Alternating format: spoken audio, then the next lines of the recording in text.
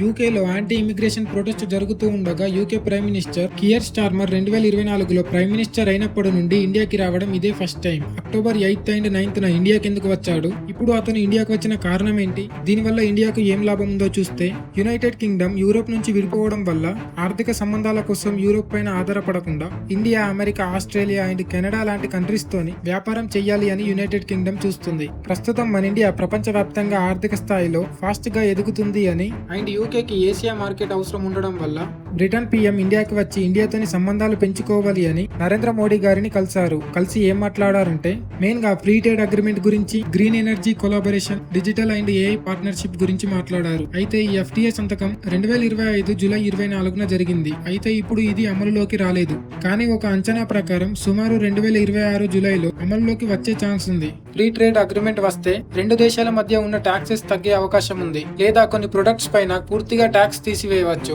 అప్పుడు ఇండియా నుంచి వెళ్లే వస్తువులు యూకేలో తక్కువ ధరకే వస్తాయి. అలాగే యూకే నుంచి ఇండియాకు వచ్చే వస్తువులు తక్కువ రేటుకే వస్తాయి అండ్ రెండు దేశాల మధ్య ట్రేడ్ సింపుల్ అవుతుంది.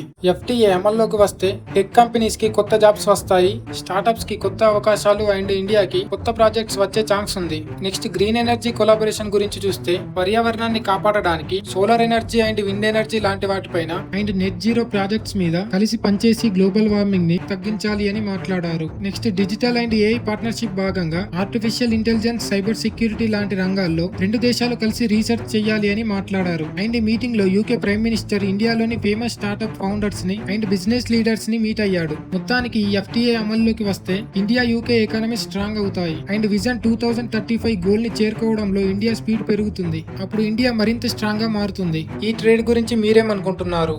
కామెంట్ చేయండి.